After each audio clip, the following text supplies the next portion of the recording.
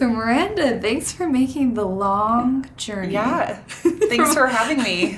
From just up the road, right? Yeah, just right down the street. Yeah, you guys have a beautiful building. Oh, thank you. Yeah, we do. I feel very, very fortunate to work there. Yeah. Now, you are the Vice President of Marketing for Vivint Solar. Right. Yeah. And you've been with Vivint Solar since May, so a short period of time, but I know, like, we've worked with Vivint for quite a few years, Vivint Solar within the last year.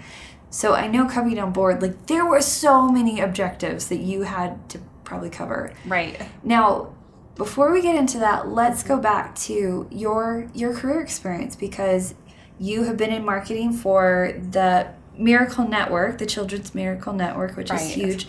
And then before that, you know, marketing, but you actually started out in public relations and communication. I did, yeah. So right. maybe take us from the beginning and then to date. Yeah, so just when I was growing up, I always had a real interest in the news and media and advertising. And so I knew that I would go into some sort of media-related field. When I was in college, I took a PR class and I really loved it. I thought it was a really great combination of the storytelling that I really love about journalism, and then the marketing side as far as like messaging and helping to position companies in their best light. So I really enjoyed that. I was actually a journalism major in college and then had an emphasis in public relations too. But after I got into that, I really loved PR. I was lucky to work for some great PR agencies. I did an internship in college, I think just after my sophomore year, which was a little bit early, but I interned at a really small PR agency where I was able to have some great experience and confirm that I liked that kind of work. So I worked in that for years on the agency side, and then went to work for Children's Miracle Network hospitals, where I oversaw PR originally, and then grew my role to oversee all of our content development on the content marketing side.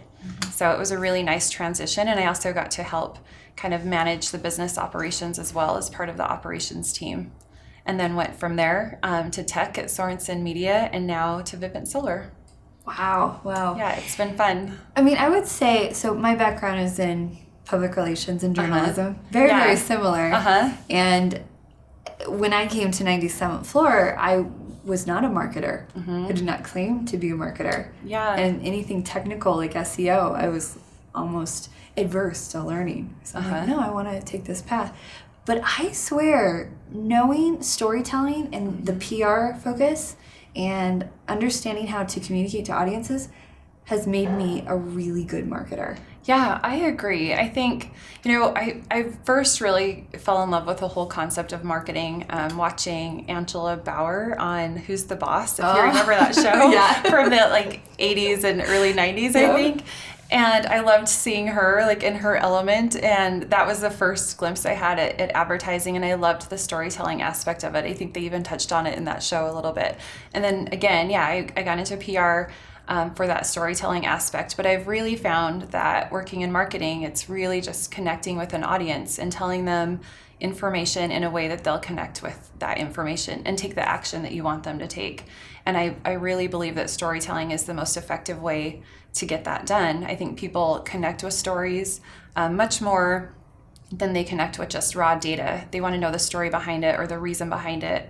It's why we like to watch sports, and there's always, color commentary, and that gets those of us who aren't so, such experts on the sports statistics themselves to get interested in the game.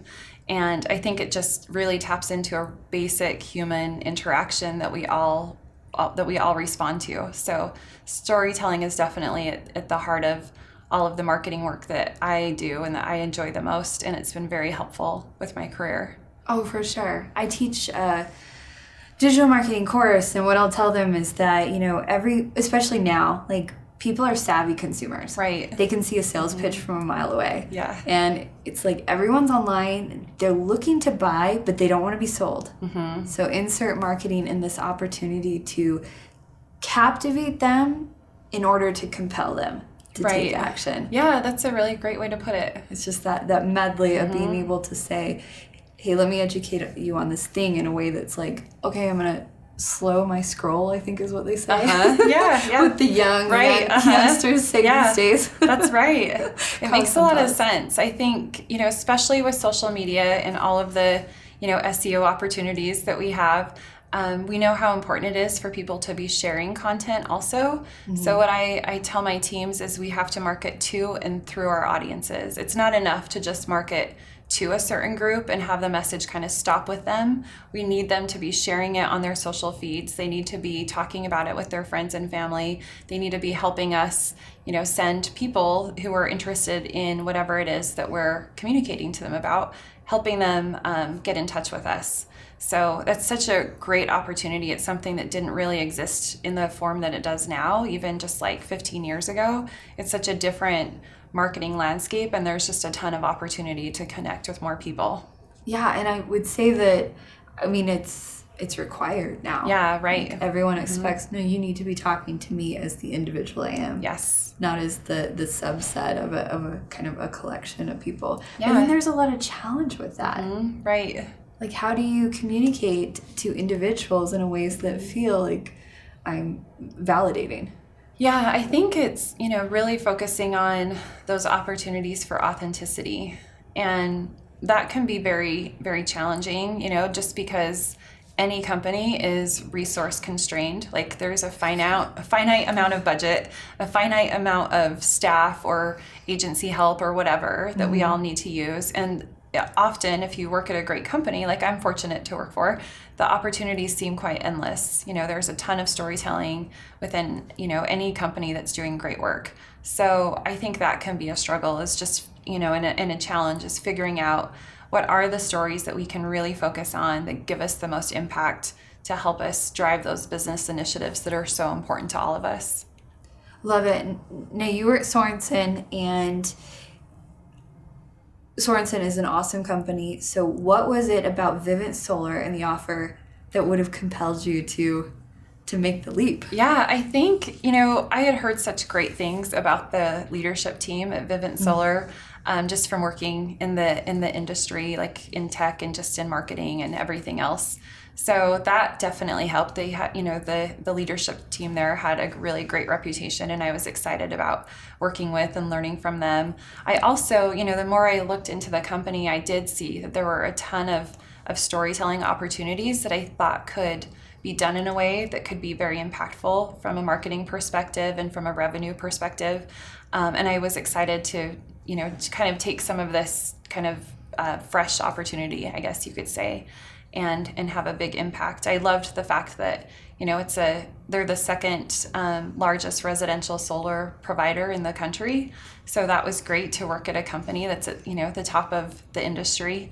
They're also a publicly traded company, which is a really great opportunity, and also can be challenging, just to make sure that we're managing all of those things appropriately and, from a marketing standpoint. So I thought that sounded like a great learning experience, and I met a lot of the team there, and that confirmed for me it would be a great place to be. So I've been very happy with my choice. Love it. Yeah. Now, I remember Vivint Solar, I was actually part of some of the initial conversations when they came into form. Oh, great. Back in 2011. Yeah. And, that's a whole other story in and of itself, but I met with them at their campus in Provo, I believe. And it's huge. Yeah. And what was funny is I was sitting in the foyer waiting to go into a meeting, and I was like, are these all college students? Like, I don't know. There's just so many people that work there, and they're obviously pulling from the universities and the talent there.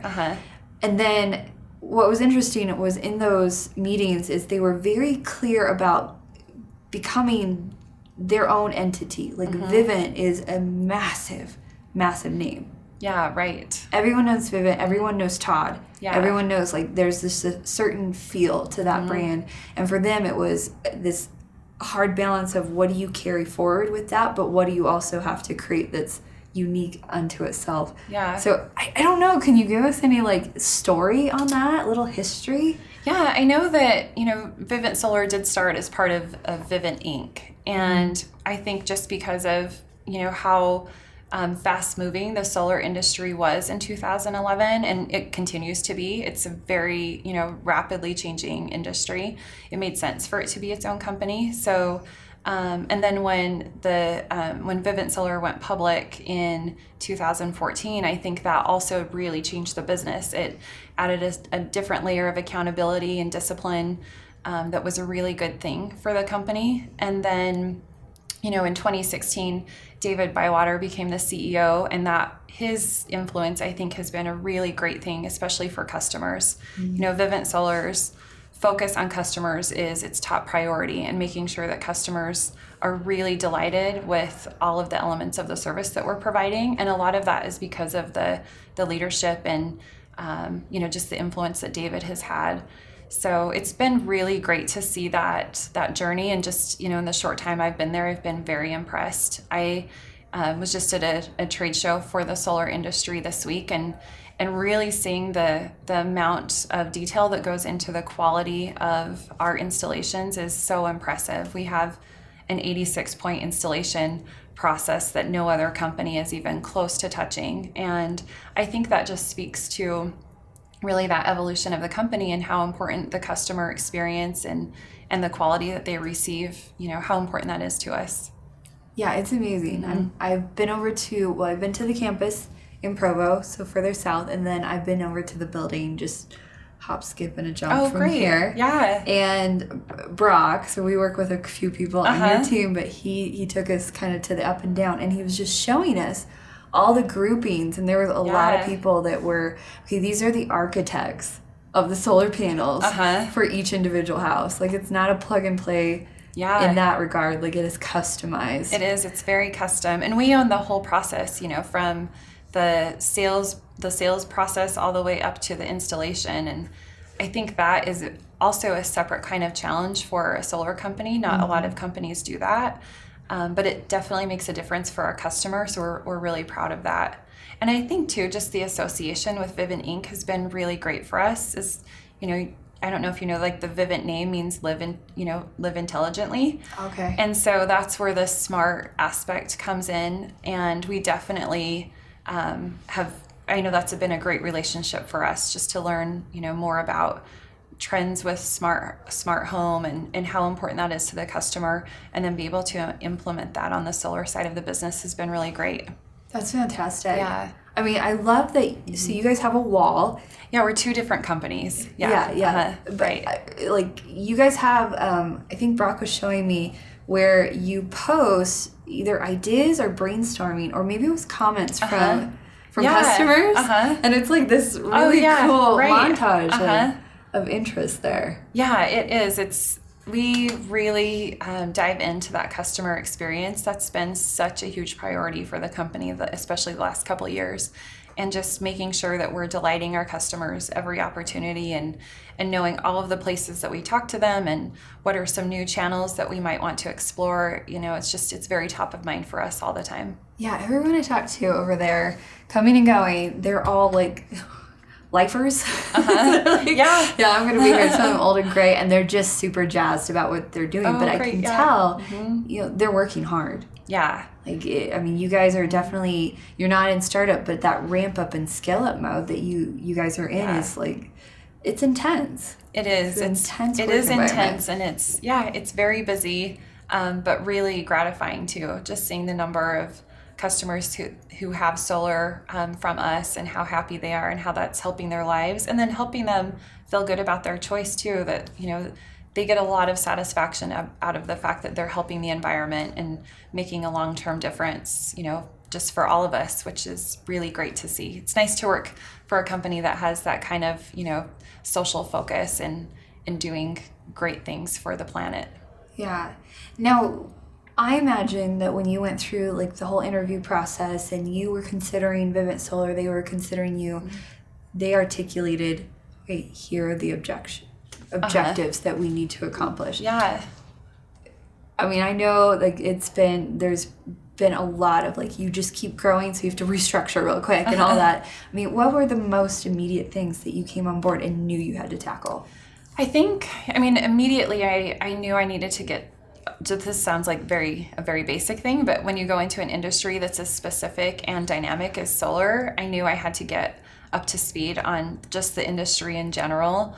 So I spent a lot of my time doing that just to help us see what areas can we really own within the solar space. And so I went out, to visit customers. I went out knocking doors with our direct-to-home sales reps, which was very out of my comfort zone. But it was the best thing I could have done, spending time with our sales teams who are on the ground. They're in the neighborhoods. They live in those communities. Their families, live in the community. So seeing that level of detail that they put into interacting with their customers and the personal relationships that they have with the neighborhoods where they're working was really incredible to see. I haven't really worked in an industry or at a company that has that kind of, really close connection to the end user of the product.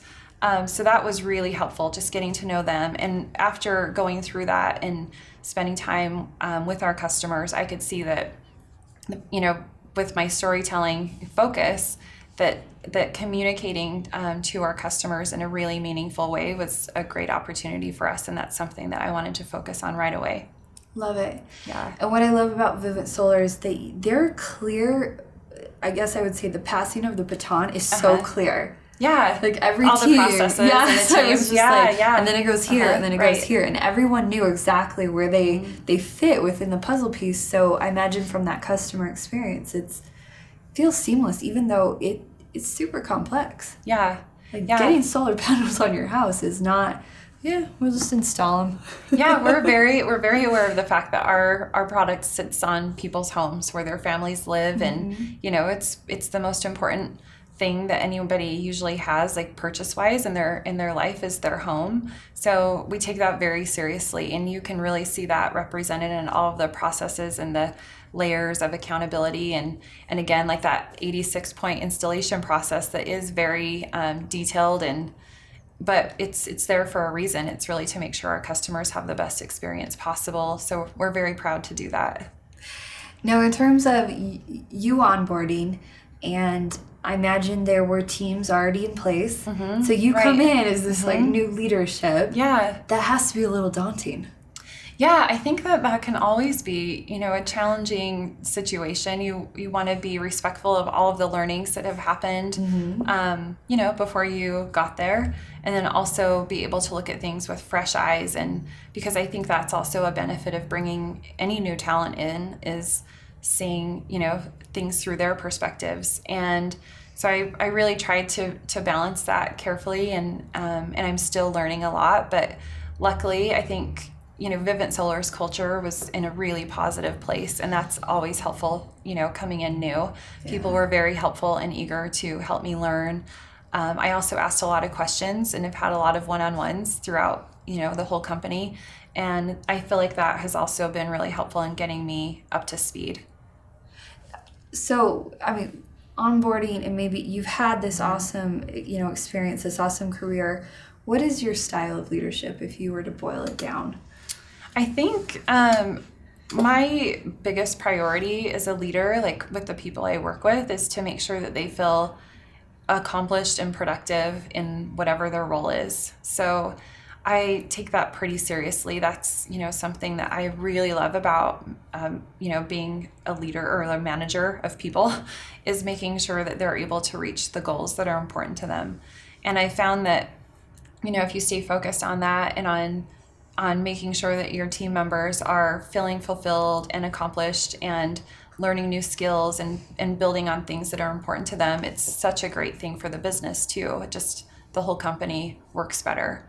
So I've been trying to stay very aware of that while also keeping, my eyes focused on the business objectives just in general. And that can be hard, it can be hard to try to blend both things and be very aware of the human side of the business while also making sure that we're focused on the business side of the business. But those things usually, what I've seen is when the people are happiest and feeling very fulfilled and accomplished in their roles, it benefits the whole company.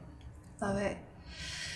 Now, when you have someone who's maybe not a good fit, what's the process for you in terms of coaching them or reassigning?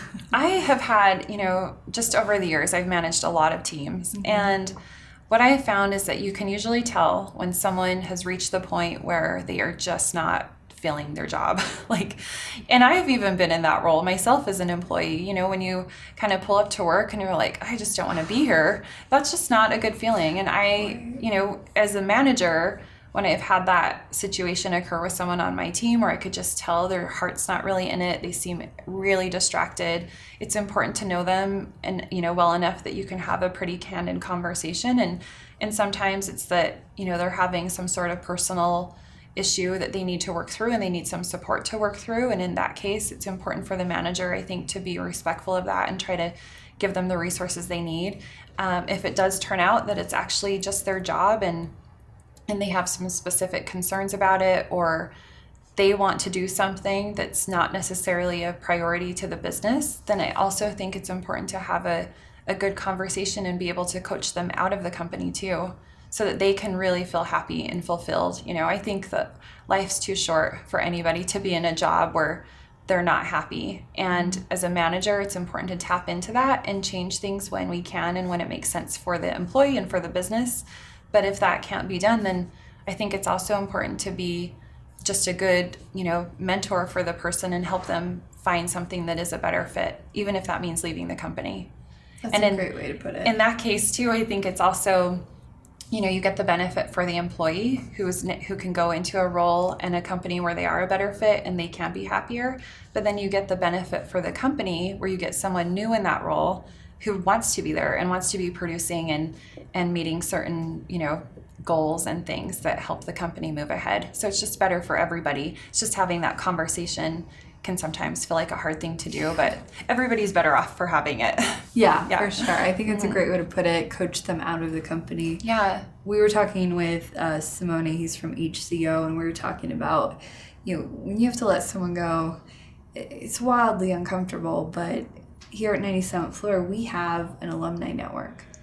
And a percentage of the alumni are people who have been let go at one point from 97th Floor. And it's our CEO, Wayne, who's done a really incredible job about saying, okay, here's what's happening now, and validating them as a person. Yeah, and then following up with them and, keeping them close in that regard. And it's just really cool when we all come back together and it's like, wow, this is the legacy. Yeah. It doesn't have to just be the people that work here right now. Yeah, exactly. I mean, everybody has different priorities and goals for their own life and personal circumstances that kind of factor into how they make those goals and decisions. And I think just remembering that we're all just people and we can help each other. And sometimes that looks like helping you be in a job at this company, and we're going to help you be successful in it. And sometimes it's recognizing it's not a fit anymore and helping them go somewhere where they can be really happy. It's just, I think everyone's better off for working that way. Yeah.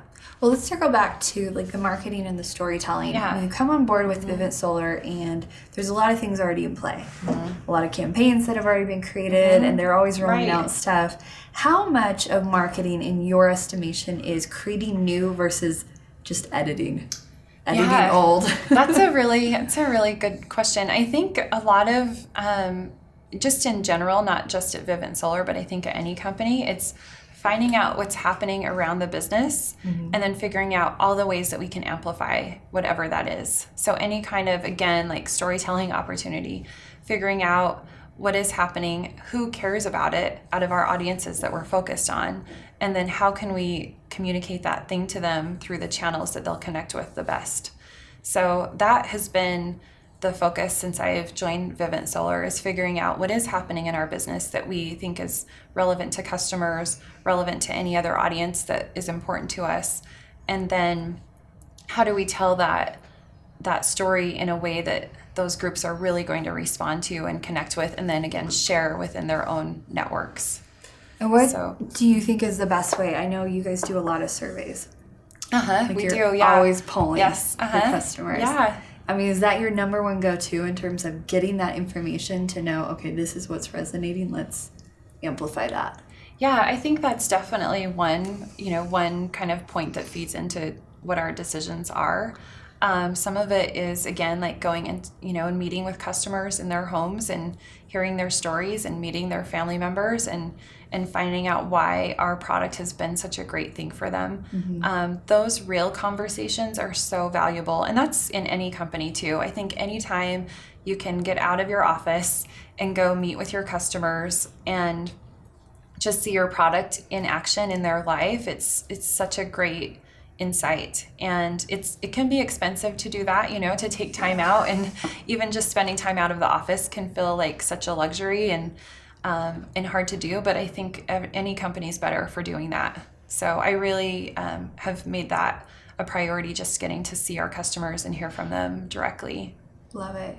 Now, in terms of you have a lot of tasks. I mean, you're in a pretty big role for a pretty big company that is growing at a very rapid pace. So, Miranda, what keeps you up at night? Oh, I think it's mostly thinking about all of the different projects that we have going on and making sure that nothing's getting missed. Mm-hmm. And then also being able to adapt as we need to. Again, solar as an industry is relatively new. So with that comes a lot of change and updates and just making sure that, we're on top of all of those things. I think the other thing is just making sure too that my staff, they all feel happy and fulfilled in their roles as much as possible, and trying to figure out what, kinds of resources would be helpful to them to help us do an even better job. It's a constant thought in my head. Yeah, it's just like rolling. Yep, all the time. Yeah. Yep. Now, in terms of like points of conflict where you really have to either go to bat for someone on your team, or you have to, that you're gonna have to go in, and maybe it's someone in that executive suite that you're like, I'm gonna have to have a really tough conversation with them. What's your approach to handling conflict without being consumed by it? Yeah, that is also a good question. I think that can be a really tricky thing for anyone in a leadership or management role. Mm-hmm. What I like to do is start with kind of, taking whatever that conflict is or that issue and figuring out, how does this help us or not help us accomplish whatever these goals are for the business. So I like to think of, even with my specialty is marketing, but not doing things just for marketing's sake. It's more, marketing to help drive revenue for the business. And that can be a really helpful filter. I think sometimes it's easy, to like look within your own specialty and say, this thing is causing us conflict and I need it to change so I can do a better job marketing. And if it's actually not going to do a better job to help drive the business forward or help accomplish the business goals, that can sometimes cut off the need to press it forward. And it's having sometimes a harder conversation just with my own team and deciding, is this really something we need to spend time and effort on?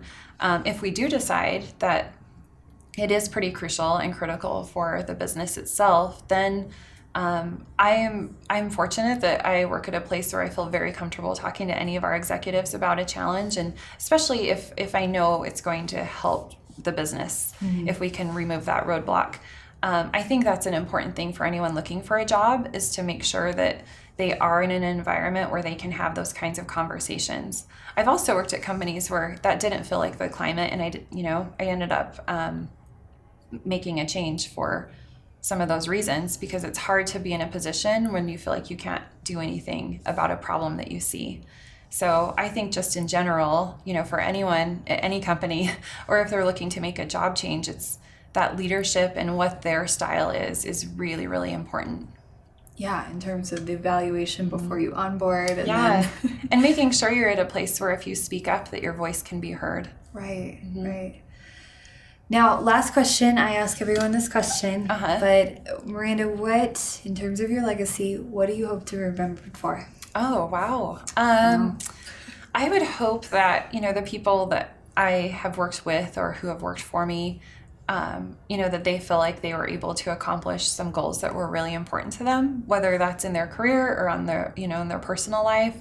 That's something that I think is a great legacy for any of us.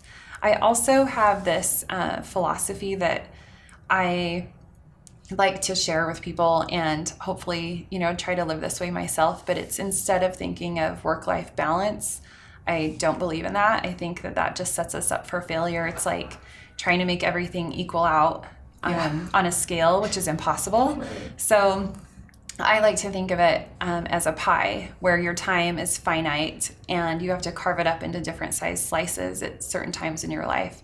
And that's something that a former boss of mine, taught me that concept, and it just stuck with me. I was working at Children's Miracle Network hospitals at the time, and having a really hard time. I was in an executive MBA program, had a very demanding job, and I needed to be across the country at a meeting the next day. And I realized I can't do it. And so he stepped in to do the meeting for me and got on an airplane, which was a really great example of servant leadership. Right. But he also told me, sometimes in your life you can't, your career slice might need to be smaller, your family slice needs to be bigger, your school slice might overtake a lot of things, and you just have to constantly recarve the pie, and it's not permanent. And I think just that concept of understanding it's not permanent. I'm mom, I have 2 little kids, and whatever they're doing often, determines how much free time I have or don't have. And it's okay because it's not going to last forever. Mm-hmm. So I think just helping, my friends, my peers, people on my staff understand that too is a big focus of mine. I know that was kind of life-changing for me just to have that realization. Yeah, that's brilliant, because I think we all think that what's happening right now, it's always going to be this way, and we just get overwhelmed with a sense of foreboding. It's well, this isn't working, so because it's impossible to do every single thing you kind of want to do. Mm-hmm. So you just have to be comfortable with carving up things and giving some things a big slice and some things no slice, and know that might change over time. Yeah, no apologies. Mm-hmm. It just is what it is. Yeah, it's okay. It may change tomorrow. But right. I love that. That's a great way to visualize that too. Rearrange those slices. Yes, that's right. But chocolate needs to be a big slice. That's always a big slice. I joked that, my former boss, his name was Craig Sorensen, that taught me that concept. And I told him, maybe this sticks in my mind so well because I love dessert. So it's I'd much rather, think about something sweet when I'm trying to make these big decisions. Yeah, same. It's helpful. Same. Uh-huh. Give me sweets. When I was a little girl, my mom used to ask if I wanted hot lunch or cold lunch. And every time I had one question, and it was, is there dessert? What's the dessert? That's how I made all my decisions. Great decision-making philosophy. Yeah, I've stuck to that from the time I was 4 to I now. like that. That's still my approach to deciding what restaurant to go to. So we have that in common. Well, thank you, Miranda. This has been so fun. So thank you for being part of the series, for taking the time, for making the walk down. Yes. And everything. Yeah, thanks a lot. It's been a lot of fun. Thanks for all the great work you guys are doing for us too. Oh, and you know what? I just hear amazing things about your team and how just smart and in it they are. So I think that's just the ideal type of partnership where we feel like we're thriving because, you guys are so energized. So great. We appreciate that. That's it's been a wonderful thing for us. So thank you again. This has been really fun, and hopefully we get to go out for some pie soon. Yes, sounds great. Thank you. Yeah.